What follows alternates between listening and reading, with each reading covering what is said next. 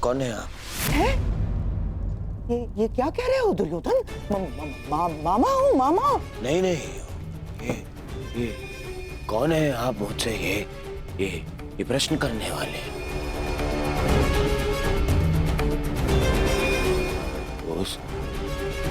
उस छली ने, उस मायावी ने, ये देखिए, ये माया आकर गया है मुझ पे। एक भ्रम जाल में फंसा गया है मुझे। दुर्योधन को भयभीत कर गया है वो। और आप भी वहीं थे, हाँ? आपने क्या किया? आप खड़े खड़े मेरा अपमान देखते रहे। देखो दुर्योधन, तुम भूल रहे हो, वो मैं ही था जिसने उस वासुदेव को बंदी बनाने की योजना बनाई थी। मैं ही था वो। ये तो देखो, क्रोध करने का समय नहीं है ये, और तुम्हारा ये क्रोध मुझ पर बाद में करना, समझ गए? पहले इस बात से अवगत हो जाओ कि हस्तिनापुर में क्या घटित हो रहा है।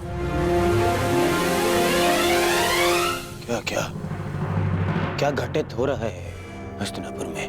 वही तो मैं तुम्हें कब से बताने का प्रयास कर रहा हूं, परंतु तुम हो कि सुन ही नहीं रहे हो। तुम्हें कदाचित अनुमान नहीं है कि तुम्हारा परम मित्र कर्ण तुम्हारे नाक के नीचे क्या कर रहा है। क्या कर रहा है मेरा मित्र?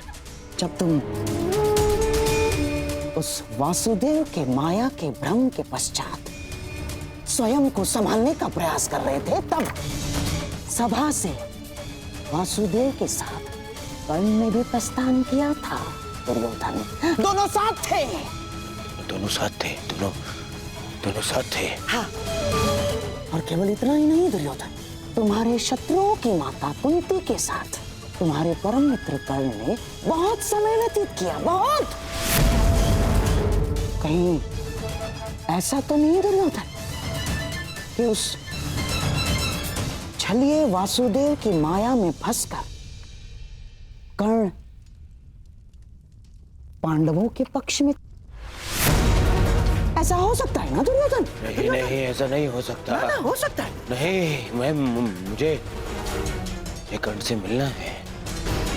इसे शाल मिलना है।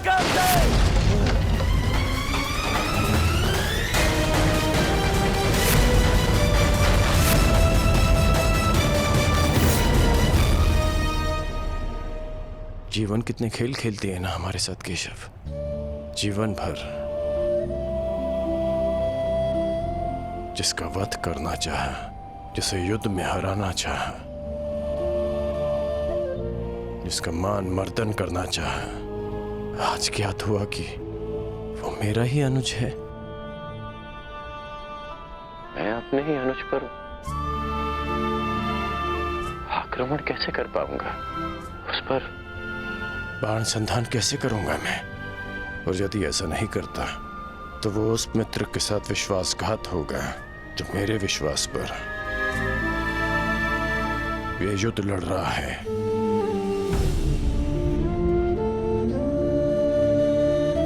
क्यों नियति हमारे साथ ऐसा खेल खेलती है? क्यों वो दो भाइयों को शत्रु बनाकर सामने ले आती है? क्यों वो उन्हें एक दूसरे के रक्त का प्यासा बना देती है, जिनकी धमनियों में एक ही रक्त बहता है? ये कैसी नियति है केशव?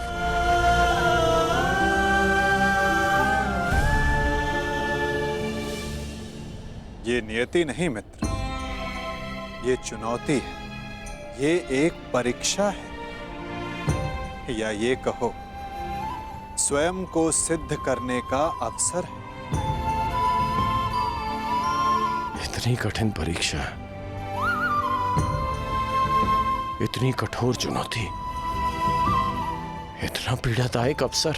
मनुष्य अपनी परीक्षा नहीं चुनता कर्ण, ये परीक्षा है जो स्वयं अपना पात्र चुनती है।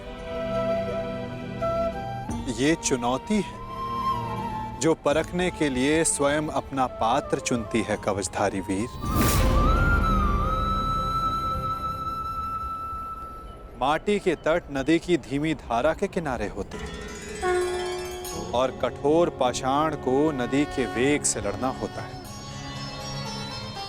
एक सामान्य पाषाण को हथौड़ी और छेनी की मार सहनी होती है, परंतु जिसे हीरा बनना हो उसे धरती के भीतर गहन दबाव और ताप को सहना होता है। माला बनने के लिए अपने हृदय को सुई से भिदवाना होता है। प्रकाश देने के लिए स्वयं को जलाना होता है। बांस सब होते हैं कर्ण, परंतु बांसुरी बनने के लिए तन पर घाव खाना पड़ता है।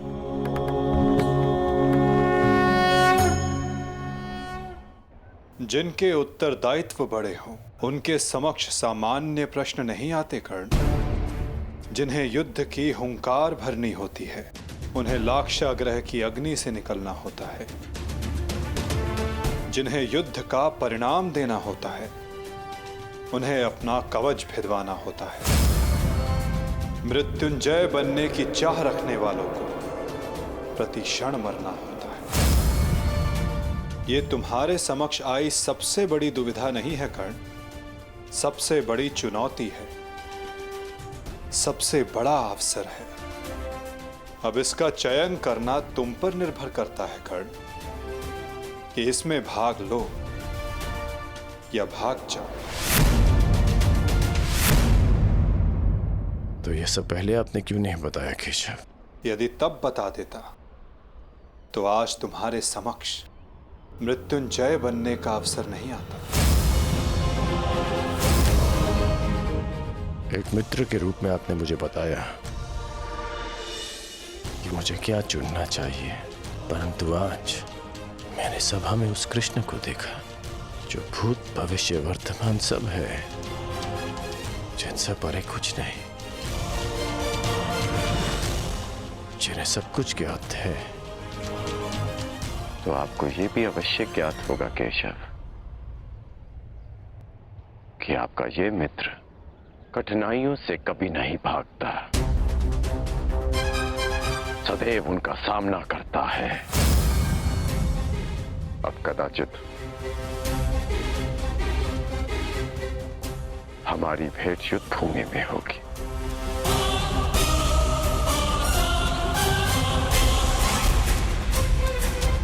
बड़ी बात केशव।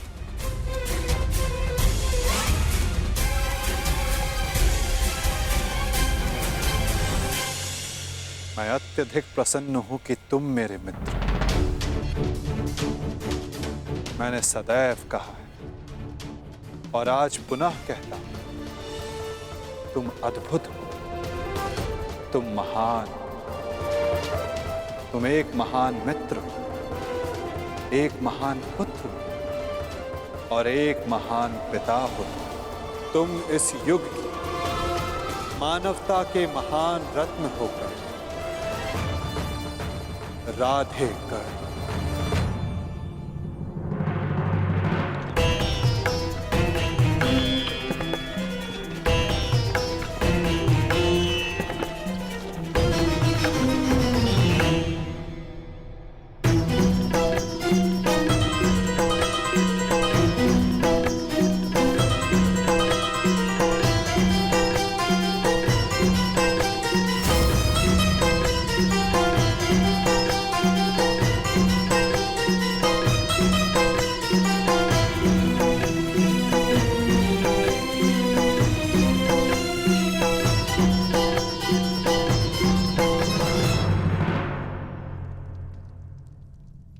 तो ठीक है, युद्ध को चुना है कौरवों ने और आज पहली बार मैं उस दुर्योधन के प्रति कृतज्ञ हूं, क्योंकि उसने वो चुना है जो मैं स्वयं चाहता था। अब अगला कदम क्या होगा वासुदेव? निर्देश करें, क्या करना है हमें? कुरुक्षेत्र।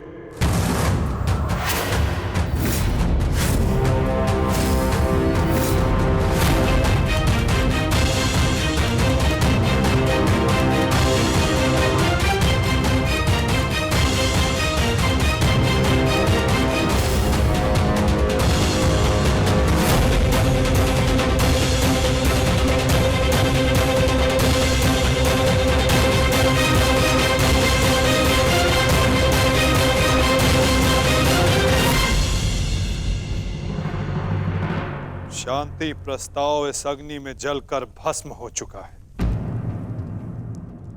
अब संपूर्ण भारत कुरुक्षेत्र की अग्नि में जले। अब वार्ता करने का समय नहीं रहा, अब समय है महासमर, समय है महाभारत का।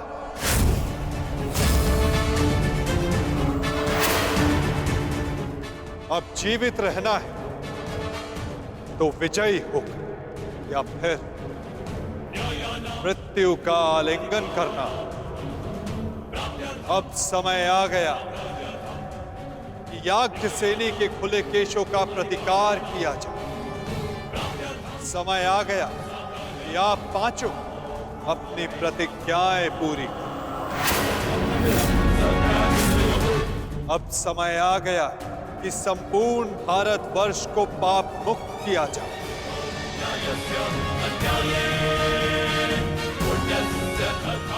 और युधिष्ठिर के नेतृत्व में धर्म की स्थापना, युद्ध का स्थान नियुक्त हो चुका है। युधिष्ठिर, अब क्या करना है इसका निर्णय तुम्हें स्वयं करना होगा। युधिष्ठिर, हमें शीघ्र ही यहां से प्रस्थान करना होगा। पुत्रों, युद्ध के लिए तत्पर हो जाओ। हम सब तैयार हैं ज्येष्ठ पिताश्री। युद्ध की तिथि की प्रतीक्षा करने की आवश्यकता भी नहीं, हम युद्ध अभी करेंगे।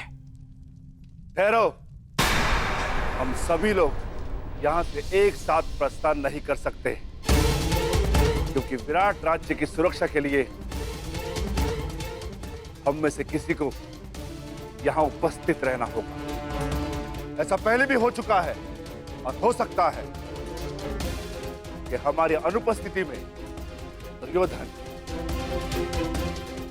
विराट राज्य पे आक्रमण कर दे।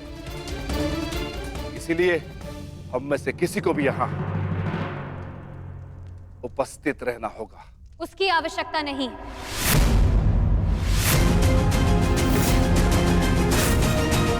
यहां कोई नहीं रहेगा, हम सभी एक साथ चलें।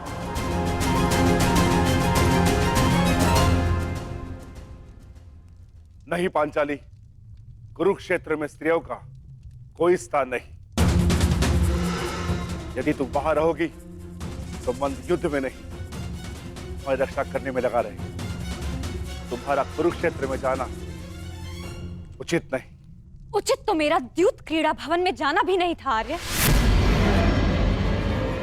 परंतु यदि मुझे वहां ले जाया गया तो अपना प्रतिकार लेने में कुरुक्षेत्र भी जाऊंगी।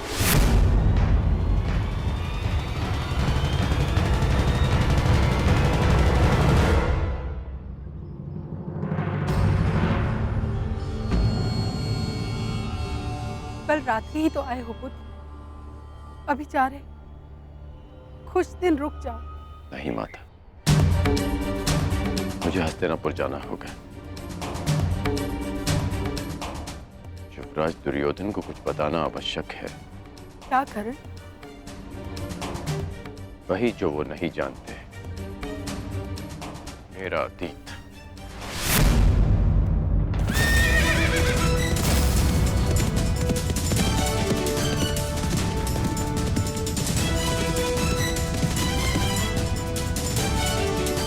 मत करो पुत्र, इसकी क्या आवश्यकता है?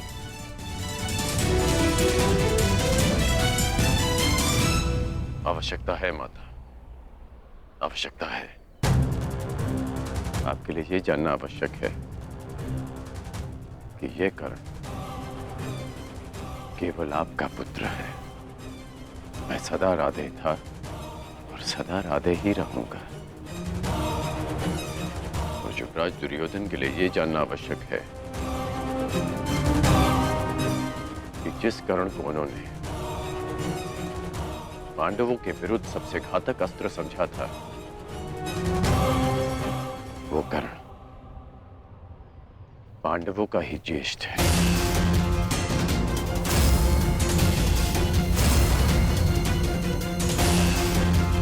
कि जो कर्ण रणभूमि में उनके शत्रुओं का शत्रु बनकर आया था, वो उनके शत्रुओं का बड़ा भाई है। माता, दुर्योधन ने कभी मुझसे कुछ नहीं छिपाया, इसलिए ये मेरा कर्तव्य है कि मैं अपने मित्र को सब सच बताऊं। दुर्योधन को सत्य बताना आवश्यक है माता। ऐसा क्या है जो युवराज के लिए जान लेना आवश्यक है माता?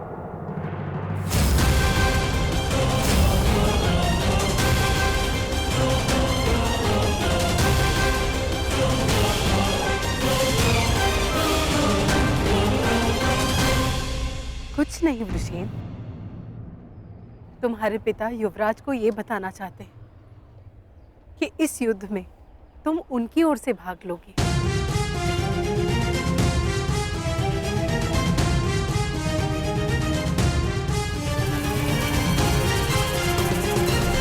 शीघ्र मिलते हैं पृष्ठदेव।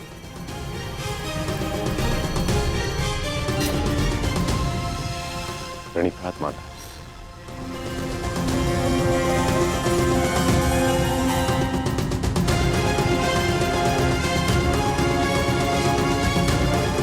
चलो सारथी।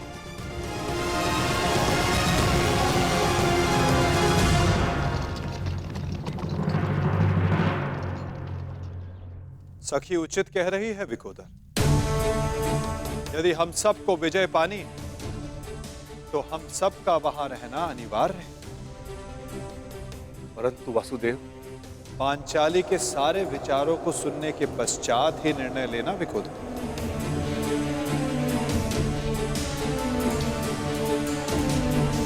परंतु ये उचित नहीं। पांचाली, तुम कुरुक्षेत्र क्यों जाना चाहती हो? क्योंकि आर्य, यदि हम सभी वहां उपस्थित होंगे तो एक दूसरे की सहायता कर सकते हैं। मैं मानती हूं कि मैं युद्ध कला में सक्षम हूं, परंतु मैं ये नहीं कह रही हूं कि मैं युद्ध में भाग लूं, परंतु वहां उपस्थित रहकर आप सभी के दिए गए वचनों को पूर्ण होता हुआ देखना चाहती हूं। मैं वहां इसलिए जाना चाहती हूं कि जब उस दुशासन की छाती से रक्त बहे तो मैं अपने केशों को धोने के लिए सज्ज रहूं।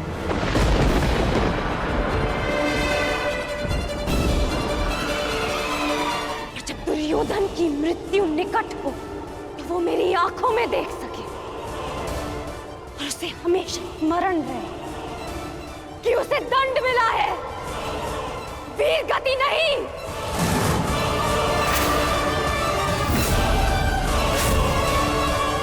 क्या आप अब भी यही चाहते हैं कि मैं कुरुक्षेत्र ना जाऊं?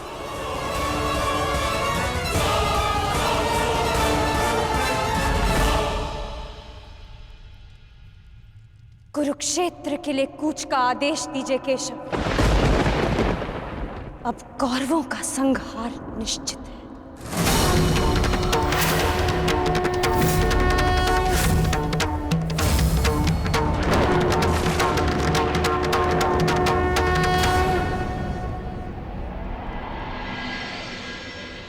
ये कैसा चक्रवात है? मेरे मन में बुरे विचार आ रहे हैं। अवश्य है ये कोई अपशगुन है कुंती। मैं वचन देता हूं कि अर्जुन के अतिरिक्त आपके किसी और पुत्र का वध नहीं करूंगा मैं।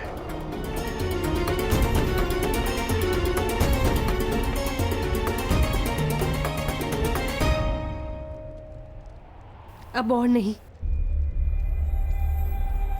मुझे सत्य बताना ही होगा। सत्य? कैसा सत्य?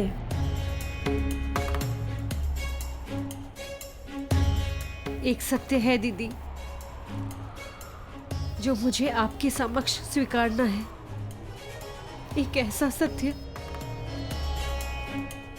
जो मैंने आप सबसे छिपाया है। कैसा सत्य? परंतु स्मरण है वो मंत्र जो मैंने दुर्वासा ऋषि से सीखा था? हाँ, मुझे स्मरण है, परंतु आज अचानक उसकी बात क्यों ले बैठी?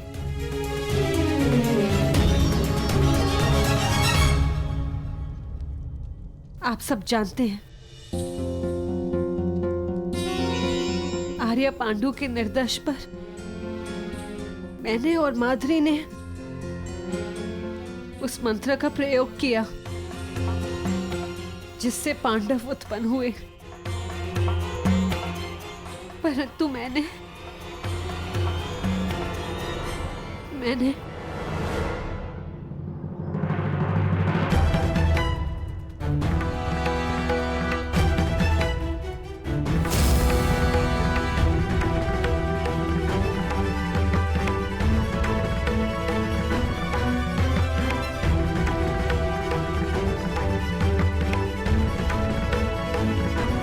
कर्ण यहाँ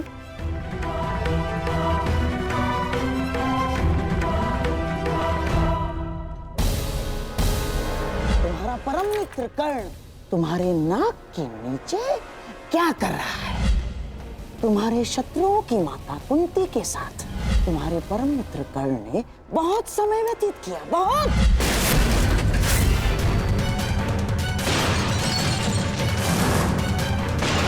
दुर्योधन, दुर्योधन देखो, देखो, शांत हो जाओ, अपने क्रोध को काबू में रखो। दुर्योधन, दुर्योधन, ये क्या कर रहे हो तुम? मैं प्रस्तुत हूं।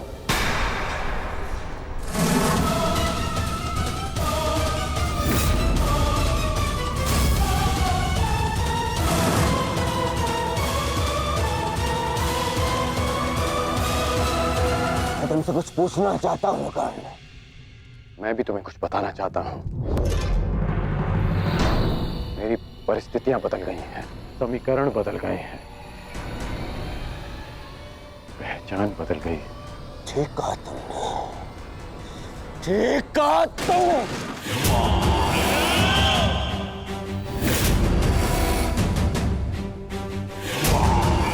समीकरण बदलते देख सकता हूं मैं तुम्हें ये बताना चाहता हूं कि मैं यही ना कि तुम कृतज्ञ निकले, कायर निकले। चलिए निकले।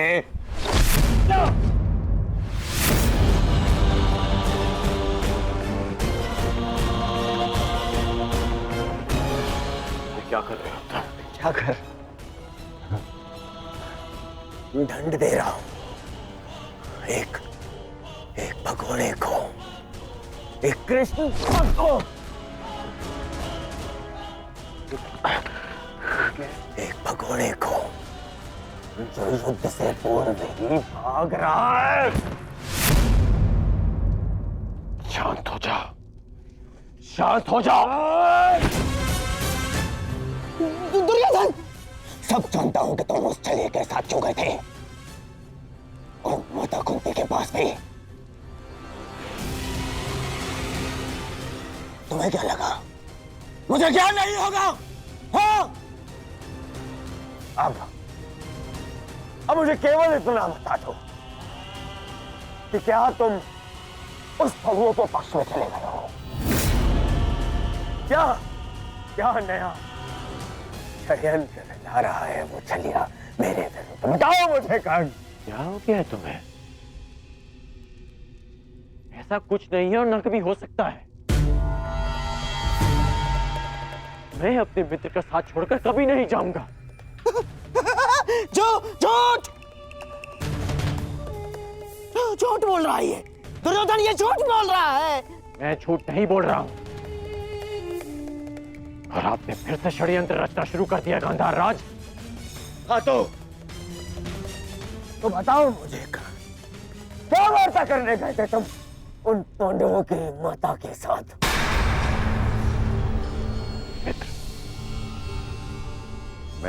मैं बताती हूँ दुर्योधन।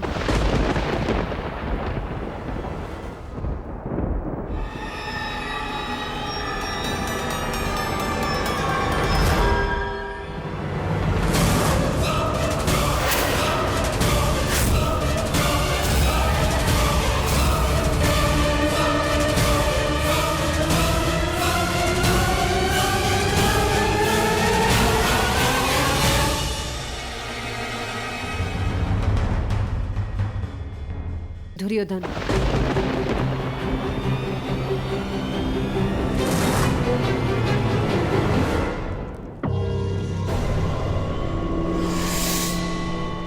अब तो माता कुंती भी है ही, तो बताओ मुझे कर्ण, मेरी शत्रुओं की माता ने क्या योजना बनाई है? क्या क्या क्या षड्यंत्र रचा है?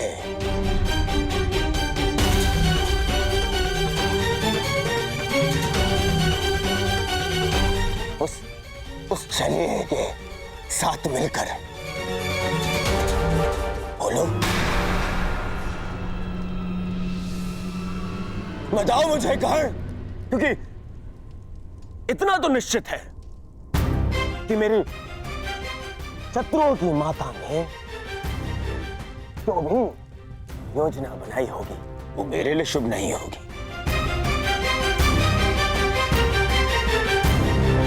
बताओ मित्र, बोलो।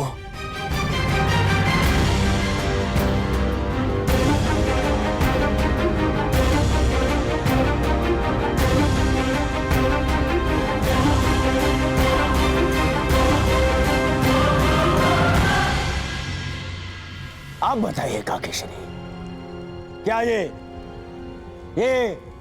चल क्या रहा है? क्या छल करने का, किसी और का अधिकार को अपने नाम पे कर लेने का गुण आपने उन पांडवों से सीखा है, या फिर उन पांडवों को ये गुण आपसे विरासत में मिला है?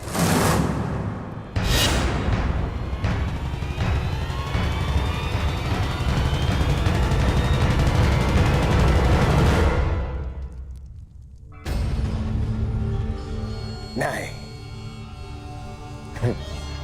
नहीं।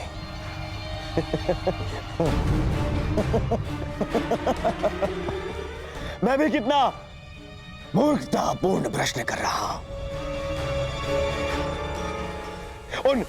उन पांडवों ने छल करना तो आप ही से सीखा होगा। आपने भी तो वही किया, छल किया आपने अपने पति के साथ, अपने कुल के साथ। जिन्हें संसार पांडु पुत्र मानता है वो तो पांडु के पुत्र है ही नहीं।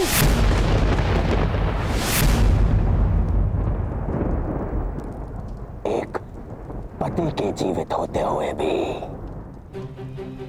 तीन तथा कथित देवताओं के साथ संबंध बनाया आपने। बस करो, ये मेरी माता है।